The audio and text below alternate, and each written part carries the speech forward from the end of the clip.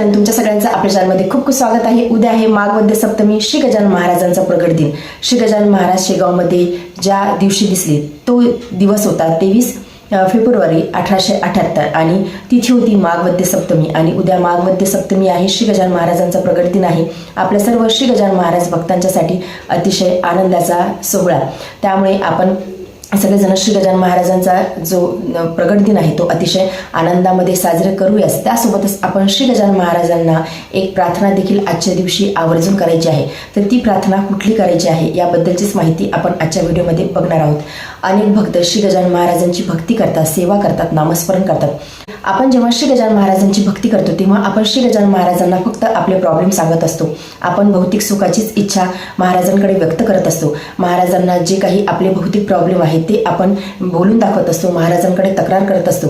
परंतु कधीतरी आपण महाराजांना प्रगट दिनाच्या दिवशी तरी महाराजांबद्दल कृतज्ञता व्यक्त करण्यासाठी महाराजांना काहीही प्रॉब्लेम न सांगता महाराजांना फक्त प्रार्थना करायला हवी की महाराज या जन्मामध्ये तरी तुमचं दर्शन मला होऊ द्या, या जन्मामध्ये तरी तुम्ही मला दर्शन द्या आणि माझा उद्धार करा।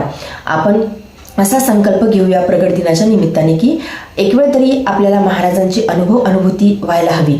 म्हणजे नाही या वर्षामध्ये तरी या जन्मामध्ये आपण जिवंत आहोत तोपर्यंत तरी महाराज तुमच्या चरणाची प्राप्ती मला होऊ द्या, तुमचं दर्शन एक वेळ मला होऊ द्या। स्वप्नामध्ये असो किंवा कुठल्या अनुभूतीमध्ये असो, परंतु तुम्ही मला दर्शन नक्की द्या। महाराजांचं दर्शन होण्यासाठी आपल्याला काय करावं लागेल? आपण नामस्मरण करत आहोत, आपण सेवा करत आहोत, आपण भक्ती करत आहोत, परंतु आपल्याला त्यामध्ये उत्कंठा देखील आणावी लागेल। उत्कंठा म्हणजे कशी की एखादा मुलगा आहे तो अभ्यास करत आहे, मग आई वडील त्याला सांगतात की तू जर काय एवढे मार्क्स यावर्षी पाडले तर मग तुला आयफोन दिला जाईल किंवा तुला गाडी दिला जाईल।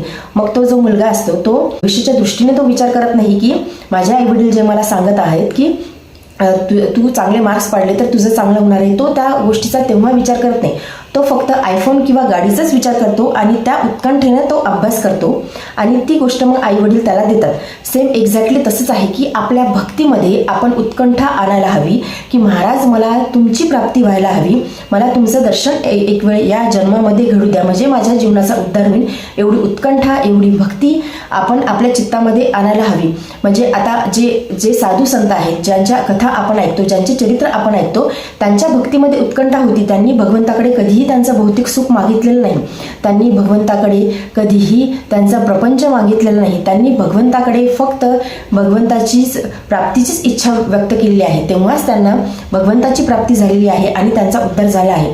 त्यामुळे आपण या प्रगट दिनाच्या वेळेस असा संकल्प घ्यायला हवा की महाराज तुमच्या चरणाची प्राप्ती मला होऊ द्या, एक वेळ तुमचं दर्शन मला होऊ द्या, स्वप्नामध्ये होऊ द्या, काहीतरी अनुभूती येऊ द्या। म्हणजे कुठल्या तरी आकृतीमध्ये जेव्हा आपण ढगाकडे बघू तेव्हा महाराज आपल्याला दिसतील, ढगांमध्ये महाराजांची आकृती दिसेल किंवा आपण कुठलेही काम करत असू त्यावेळी आपल्याला असा अनुभूती येईल की महाराज माझ्यासोबत या कार्यामध्ये आहेत, महाराज सदैव तुम्ही माझ्यासोबत राहा, तुमचं दर्शन मला एक वेळ होऊ द्या।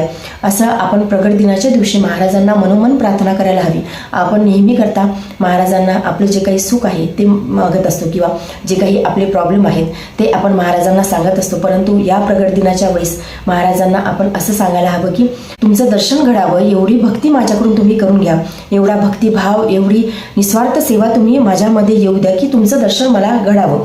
आपण जेव्हा महाराजांची भक्ती करतो किंवा नामस्मरण आपण करायला बसतो तेव्हा काय होतं की आता अनेक जण असे असतात की महाराजांची भक्ती करतात किंवा खूप वेळ देऊन ते महाराजांची भक्ती करतात। म्हणजे कुणाकुणाचा नियम असा असतो की सकाळी स्नान वगैरे आवरल्याच्या नंतर देवपूजा करायची, महाराजांचा श्री गजानन ग्रंथाचा एक अध्याय नित्यसेवेमध्ये वाचायचा।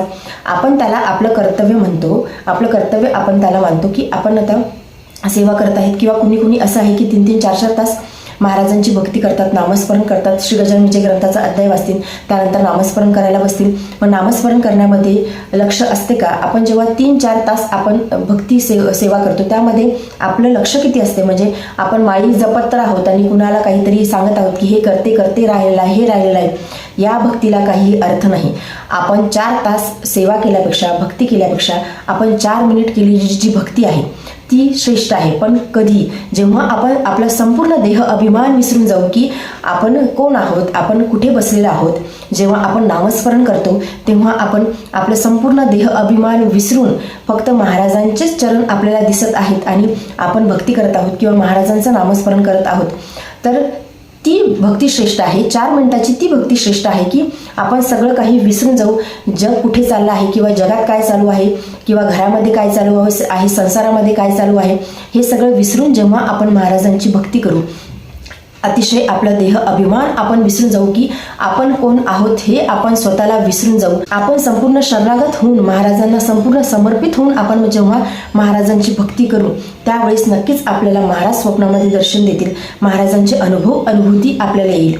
परंतु महाराजांचं दर्शन जरी आपल्याला स्वप्नामध्ये झालं असेल किंवा कुणाला महाराजांनी स्वप्नामध्ये दर्शन दिलं असेल, तर महाराजांना हीच प्रार्थना करा की महाराज प्रत्यक्ष दर्शन घडू द्या आणि प्रत्यक्ष दर्शन घडेल या पद्धतीनेच माझ्याकडून तुम्ही भक्ती सेवा करून घ्या. हीच एक उत्कंठा, हीच एक भावना आपल्या मनामध्ये असायला हवी. म्हणजे आपण अर्थात प्रापंचिक आहोत. आपल्याला महाराजांना वेळोवेळी आपले जे काही प्रॉब्लेम आहेत ते सांगावे लागतात. म्हणजे महाराजांकडे आपल्याला काहीतरी मागावं लागते. आपल्याला कधीतरी कुठली तरी गोष्ट अशी महाराजांना मागावीच लागते जीवनामध्ये. परंतु ती मागत असताना मनामध्ये एवढाच भाव ठेवा की महाराज मला प्रत्यक्ष दर्शन तुमचं घडू द्या. या जन्मामध्ये तरी तुम्ही मला तुमचं दर्शन घडू द्या. तुमच्या चरणाची सेवा मला प्राप्त होऊ द्या. एवढीच प्रार्थना महाराजांकडे तुम्ही प्रगट दिनाच्या निमित्ताने करा. जेव्हाही तुम्ही नामस्मरण करायला बसत असाल, मनामध्ये काही विचार चाललेले असतील, गोंधळ चाललेले असतील, तरी सुद्धा ते येऊ द्या आणि तसेच जाऊ द्या. म्हणजे तुम्ही प्रॅक्टिस करत राहा, नामस्मरण करण्याची प्रॅक्टिस करत राहा, कंटिन्यू नामस्मरण करण्याची प्रॅक्टिस करत राहा. मनामध्ये जे काही विचार येत असतील, म्हणजे कधी कधी कुणाच्या मनामध्ये असं, म्हणजे कधी कधी कुणाला असं होते की जेव्हाही आपण डोळे बंद करतो तेव्हा महाराज दिसत नाही. ज्या भौतिक गोष्टी आहेत, ज्या सुखद गोष्टी आहेत त्या सगळ्या दिसतात किंवा काहीतरी विपरीत परिस्थिती दिसते किंवा काहीतरी वाईट विचार मनामध्ये येतात, तर ते तसेच आपल्याला येऊ द्यायचे आहेत आणि जाऊ द्यायचे आहेत. त्या विचारांवरती जास्त विचार करत बसायची गरज नाही. आपण जेव्हा प्रॅक्टिस करू, म्हणजे प्रॅक्टिस मेक्स मॅन परफेक्ट. जेव्हा आपण नामस्मरण करण्याची प्रॅक्टिस करू, म्हणजे आता कुठल्याही गोष्टीची जेव्हा आपण प्रॅक्टिस करतो, मग ती स्वयंपाकाची असो किंवा अभ्यास करण्याची असो किंवा कुठलीही प्रॅक्टिस जेव्हा आपण करतो त्यामध्ये आपण परफेक्ट होत जातो. आपल्याला त्यामध्ये परफेक्शन मिळते. त्यामुळे जे काही विचार येत असतील नामस्मरण करताना किंवा श्री गजानन विजय ग्रंथ वाचत असताना, ते विचार येऊ द्या, जाऊ द्या. त्या विचारांवरती विचार करू नका. आपण फक्त महाराजांचं नामस्मरण करण्याची प्रॅक्टिस करायची आहे. महाराजांचं नामस्मरण सतत आपल्याकडे होईल हे आपण करायचं आहे. म्हणजे कलियुगामध्ये सगळ्यात जास्त अवघड गोष्ट काय आहे की एकाग्रचित्त होणं. एकाग्रचित्त कुणाचंच होत नाही, सगळ्यांची चलबिचल चालू असते. म्हणजे मुलं अभ्यास करत असतील त्यांची देखील चलबिचल चालू असते किंवा आपण नामस्मरण करत आहोत, आपण श्री गजानन विजय ग्रंथ वाचत आहोत, त्यामध्ये देखील आपली सगळी चलबिचलच चालू असते. आपण सगळा भार महाराजांवरती सोपून फक्त आपण महाराजांचं नामस्मरण करत नाही किंवा आपण श्री गजानन विजय ग्रंथाचं वाचन करत नाही. त्यामुळे ह्या सगळ्या गोष्टी होतात, आपलं मन एकाग्र होत नाही. परंतु सगळं काही महाराजांवरती सोडून द्या. महाराज बघून घेतील. महाराज तेवढं सामर्थ्यवान आहेत, महाराज तेवढे सामर्थ्यशाली आहेत, महाराज समर्थ आहेत. त्यामुळे आपण या गोष्टीचा विचार करायला नको. आपण फक्त एकाग्र चित्त होऊन महाराजांची भक्ती करायला हवी, महाराजांचं नामस्मरण करायला हवं आणि महाराजांना एवढीच प्रार्थना करायला हवी की महाराज या जीवनामध्ये मला तुमचं एक वेळ दर्शन होऊ द्या. म्हणजे हा श्वास थांबायच्या आत तुमचं दर्शन होऊ द्या. एवढंच प्रगट दिनाच्या दिवशी महाराजांबद्दल कृतज्ञता व्यक्त करताना महाराजांना हे मागणं मागा की हे नाथ आता बस झालं, आता या जन्मामध्ये तुमचं दर्शन होणे गरजेचं आहे. कारण की आपल्याला आपला उद्धार करून घ्यायचा आहे. भक्तीमध्ये उत्कंठा आवश्यक आहे. ज्यांनी आत्तापर्यंत भक्ती केली त्यांना आपण जे चरित्र वाचतो, संतांचे चरित्र आपण जे वाचतो, त्यांना भगवंत प्राप्ती झाली आहे आणि कलियुगामध्ये देखील भगवंत प्राप्ती झाली आहे. संत तुकाराम महाराज असतील, जनाबाई असतील, नामदेव महाराज असतील, सखूबाई असतील, कबीरदास असतील किंवा मीराबाई असतील, या सगळ्यांना भगवंत प्राप्ती झाली आहे. ती यामुळे की त्यांच्या भक्तीमध्ये उत्कंठा होती. कशाची उत्कंठा होती? भगवंताला प्राप्त करण्याची उत्कंठा होती. आणि ती उत्कंठा जर का आपल्या मनामध्ये असेल, तेवढा भक्तिभाव आपल्या मनामध्ये असेल, तर महाराज नक्कीच आपल्याला दर्शन देणार आहेत या जन्मामध्ये, या जीवनामध्ये. त्यामुळे आपण महाराजांची भक्ती करत असताना तेवढ्याच उत्कंठेने आपण भक्ती करावी. आपण भौतिक सुख बाजूला सारून, म्हणजे जे भक्त झाले ते काही असे सगळेजण गरीब होते किंवा त्यांच्याजवळ काही नव्हतं असं नाही. मीराबाई ह्या राजकुमारी होत्या. त्यांचं जेव्हा लग्न झालं तेव्हा संपूर्ण राज्य त्यांच्याकडे होतं, तरीसुद्धा त्यांनी त्या उत्कंठेने भक्ती केली की गिरधरलाल मला भेटावे आणि त्या गिरधरलालमध्येच विलीन झाल्या. म्हणजे असे अनेक भक्त आहेत की त्यांनी संसार करत असताना देखील भगवंताची प्राप्ती करून घेतलेली आहे. त्यांनी भौतिक सुखाचा कधीही विचार केला नाही की भौतिक सुख मला मिळणार आहे की नाही. जेव्हा आपण भगवंताची भक्ती करतो, भगवंत सर्वत्रोपरी आपल्याला सांभाळतो, म्हणजे या गोष्टीवरची तुमचा विश्वास बसणार नाही. परंतु तुम्ही अनुभव घेऊन बघा की कुठलं तरी तुम्ही कार्य करत आहात आणि तुम्हाला खूप टेन्शन आलेलं आहे, कुठला तरी प्रॉब्लेम तुमच्या समोर आलेला आहे, त्यावेळेस फक्त तुम्ही निस्वार्थ होऊन नामस्मरण करा, महाराजांचं नामस्मरण करा. महाराजांना सांगा की हा जो काही प्रॉब्लेम आहे हा तुम्ही बघा. म्हणजे आपल्याला कृती करत असताना देखील महाराजांवरचा जो विश्वास आहे, महाराजांवरचं जे समर्पण आहे ते सुटू द्यायचं नाही, महाराजांवरचा विश्वास तुटू द्यायचा नाही. त्यावेळी फक्त आपण नामस्मरण करावं आणि आपण कृती करत राहावं. म्हणजे आपण कधीच असं समजू नये की हे कार्य जे आहे ते मी करत आहे, किंवा अहंकार मनामध्ये नसावा की हे कार्य मी केलं त्यामुळेच झालं.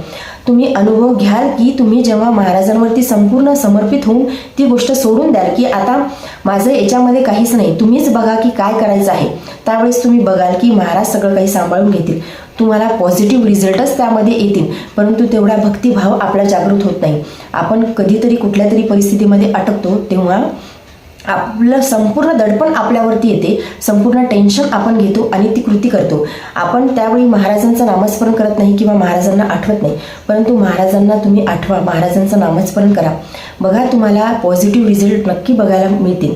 सगळं काही महाराज सांभाळून घेतात. महाराज हे सर्वत्रोपरी त्यांच्या भक्ताला सांभाळतात. भक्तालाच काय, महाराज त्यांच्या भक्ताच्या जवळ जो कोणी व्यक्ती असेल त्या सगळ्या व्यक्तींना महाराज सांभाळतात. एवढा त्या भक्ताचा प्रभाव असतो, एवढा त्या भक्ताच्या भक्तीमध्ये शक्ती असते की महाराज त्या भक्ताला सांभाळतात. परंतु त्या भक्ताच्या कुटुंबातल्या व्यक्तींना किंवा त्या भक्ताच्या अतिशय जवळ जे व्यक्ती असते त्या सगळ्यांना महाराज सांभाळतात. असताना आपण एक गोष्ट लक्षात ठेवावी की आपण भगवंताला सगळीकडे बघावं. म्हणजे जडी स्थळी काष्टी पाषाणी महाराजच आहेत असा भाव आपला असायला हवा. म्हणजे आपल्या चर्चेमध्ये महाराजांचाच विषय असावा. आपण जे काही बघत असू त्यामध्ये महाराजच असावे. आपण जे काही ऐकत असू त्यामध्ये महाराजांचंच नाव असायला हवं. आपण जेव्हा नामस्मरण करतो त्यावेळी आपल्या डोळ्याच्या समोर फक्त महाराजच असायला हवे. म्हणजे प्रत्येक चर्चेमध्ये, प्रत्येक गोष्टीमध्ये आपण महाराजांना बघायला हवं. आपण जे काही काम करू ते काम झाल्याच्या नंतर गजानन पर नमस्तू असं आपण म्हणायला हवं. म्हणजे सगळं काही जे काही मी आज काम केलं आहे ते सगळं गजाननाला अर्पण आहे असा भाव आपला असायला हवा. अशा भक्तिभावाने जर का आपण भक्ती केली तर नक्कीच महाराजांची प्राप्ती आपल्याला होणार आहे. या प्रगट दिनाच्या निमित्ताने आपण तसा संकल्प घ्यायला हवा की ह्या सगळ्या गोष्टी मी महाराजांच्या साठी करेन, महाराजांच्या प्राप्तीसाठी करेन. त्यावेळी महाराज नक्कीच त्यांची चरणाची प्राप्ती आपल्याला करून देतील आणि आपल्या जीवनाचा उद्धार नक्की करतील. जय गजानन. धन्यवाद.